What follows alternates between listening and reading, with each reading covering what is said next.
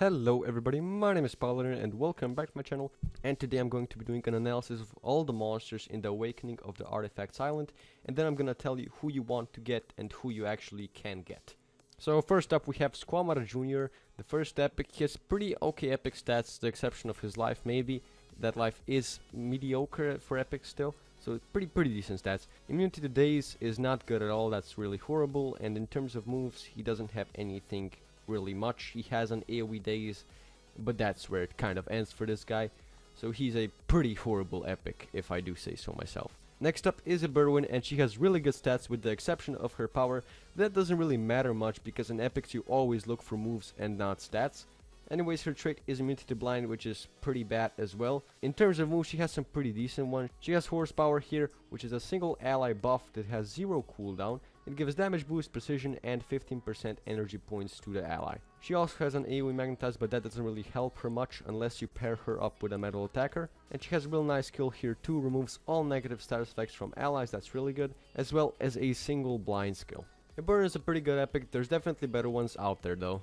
Next up is Ultrabot, and before I talk about this guy's stats, trait, and moves, let me just say that SP made a really cheap and scummy move here. They included a breedable monster. I mean, I guess you could make the argument that not many people have gotten this guy yet, just because he's been only breedable for like 4 months, but still, he is a breedable monster, and I do believe this is a very cheap move from Social Point. Anyways, his stats are pretty good with the exception of his power. His trait is Harden, which is really good. Let me just talk about Harden here for a bit. Harden used to be not as good, but now because monsters have stuns, mega stuns, advanced possession, and all kinds of deny all over the place, it's becoming better and better because immunity to stun isn't that great anymore, except for some elements like Earth. In Earth, immunity to stun is really good still, but it's not as good as before, and Harden really doesn't get the credit it deserves in my opinion. Anyways, not only does this guy have a low power, but he's an attacker and he has low power moves. Proton slashes 50, 40, 35, 55, 45, 50. Keep in mind this is an AoE and this is an AoE, but still, those are low power moves. Anyways, he has a self precision and a single stun here that for some reason has a 4-turn cooldown. He also has another single stun that only does 40 damage and a 3-turn cooldown. His moves have such high cooldowns, I really don't get it. This move is pretty nice, 45 AoE special base damage, that's really good. But he can't really give himself any form of damage boost, so yeah, he's not going to be doing that much damage. Ultrabot is a pretty good breedable monster, I gotta say, but in terms of all metal monsters, he is definitely one of the worst. Next up is this guy, who's probably my new favorite epic. Look at his face. Do you see? Well, face. What's supposed to be a face anyways. He's an artifact. He's not living. He's so amazing. He has a little mustache here and a beard. This guy is amazing. Anyways, in terms of stats, he's really good in every category for an epic. His trait is of course Artifact, and this is the best trait in the game. It makes you immune to all status effects, so this guy can only be denied by resetting his cooldowns and by draining his stamina. There's no other way.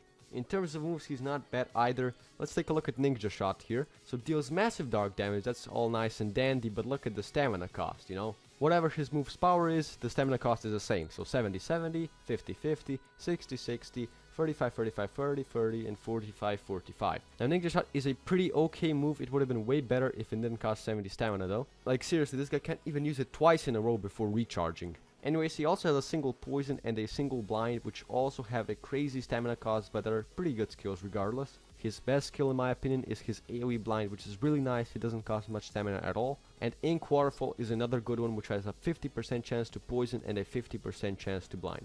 Ignatius is one of the best epics in the game in my opinion. Of course, he's not on the level of Fucus and Nautilus, just because those two are really broken in my opinion. Next up is the second legendary, or the first real legendary of this island, Totem. Totem has a really awful power, but a nice life and speed. In terms of trait, he has the best one. It's basically Artifact with a different name. But in terms of skills, this guy is a really bad monster in my opinion. His best skill is this, Zango Mambo. My friend from Resurrection of Amab says this guy is kind of viable on defense because of this skill. So this skill decreases target's maximum life damage and stamina by 30%. So what's so special about this skill? Doesn't deny, doesn't do anything like that. He says that the reason this skill is good is that he's gonna decrease the attacker's power, and the attacker's not gonna be able to one-shot your attacker. Keep in mind, this is kind of for really high level 130 combat, so this would not work on level 100. This skill gives your ally a level 5 strength rune basically, and that sounds nice and good, but then you think about it, and General Theories has that. It gives 2% more, it gives a damage boost, so 50% instead of 48, and it gives precision, and it also gives 100% of the stamina to your ally team, and it really blows this skill away. Maho Mojo, I mean, you can make the argument this can actually stack, so you're just gonna stack one on top of another. Damage boost cannot stack. So I guess you can make a super powerful monster, but by that time you should be dead or the enemy should be dead. A war isn't gonna last that long basically. You can also increase all allies' maximum life by 16% and their damage by 16%. But these are basically level 3 team strength and team life runes, so it's like, are you really gonna run a monster for a level 3 team strength, team life rune? No, you're not. No, you're not. The only reason I can see this guy being good is with Zango Mambo basically. My friend really likes Totem and I fail to see the reason why. I don't know, just this monster never clicked with me at all. Next up is the first of the new legends, Tankirion. Tankirion has a really nice power and an amazing life second only to Igursus, so he passed Oros even. His speed isn't that bad either considering he's a tank, you know, it's awful, but considering he's a tank, this is a pretty nice speed. It's way faster than Oros and almost 200 points faster than Igursus, so he beats those guys by a lot. Anyways, his trait is Artifact, which I've already explained. This is the best trait, it's amazing. And his moves are amazing as well, so let's take a look at these 3 soldiering skills. So the first one heals himself by 30% and heals a target by 30%. Now the cooldown here actually isn't 0 turn, it's been changed to 2 turn. So the second one again heals himself by 30%, but heals the ally by 50% and gives them precision. So this is a really nice skill. But the third one is really amazing. It heals yourself by 30% again, but heals your ally by 100% and removes their debuffs. So this is like a better version of General Alsa's skill. He also has a 2-turn cooldown stun, which isn't that great. I mean, it's okay, but take a look at this. He also has a mega stun move. Now this is amazing. I believe the cooldown has also been changed with this to 3 or 4. I'm not really sure. But yeah, regardless, this move still is amazing. Now I paired this guy up with Igursus and Oros just because of his massive health stat, but in reality he couldn't be more different. He can't really tank attacks, he doesn't have any of that protection plus reflection or protection plus damage return stuff. He just has this, and he can look at the enemies while they just try to kill him, but they don't end up killing him because DOTs, they can't deny him, nothing's gonna happen, this guy's just gonna be there like, what are you doing?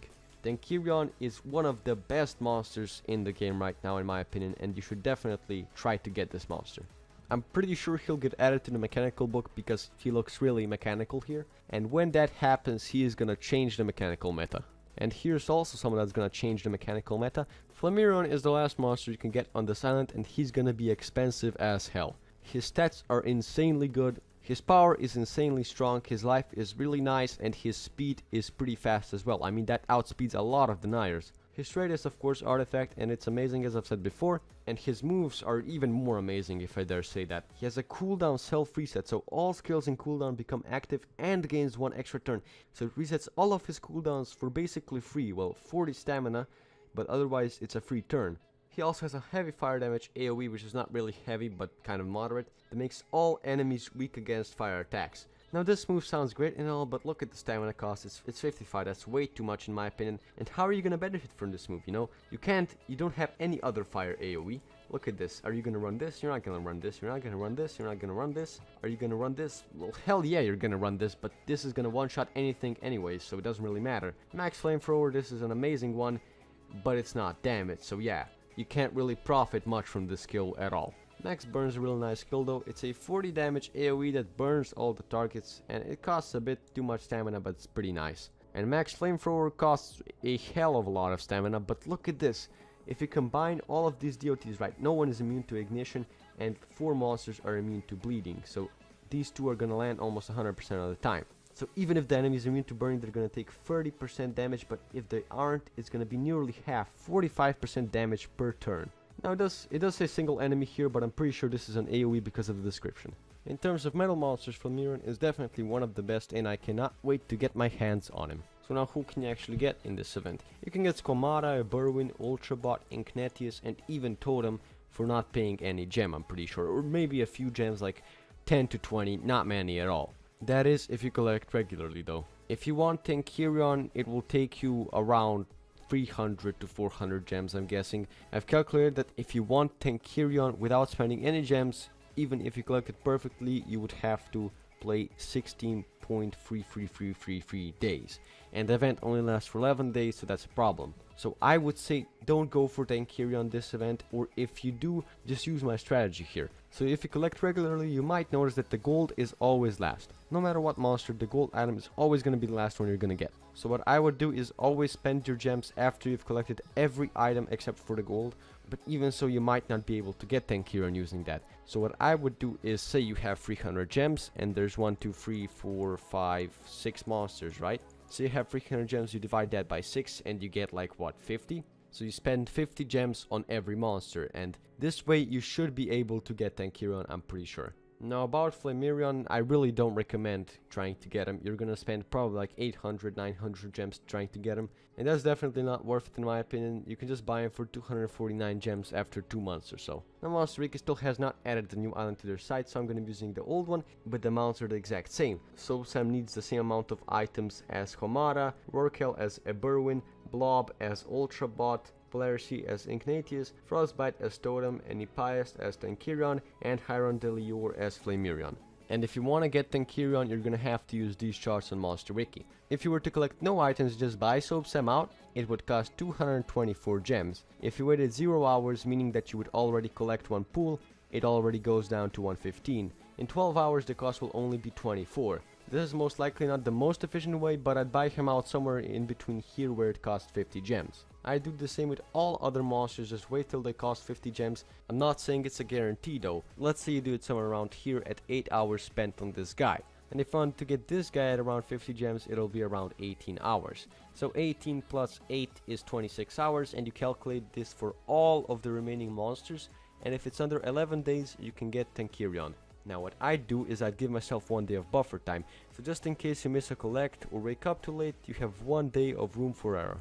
Now what am I gonna go for? I'm just gonna go for my Totem and try to get him. If I don't get him, I'm not really gonna care that much because Totem is pretty bad. But anyways guys, that's gonna be it for this video, and I'll see you next time.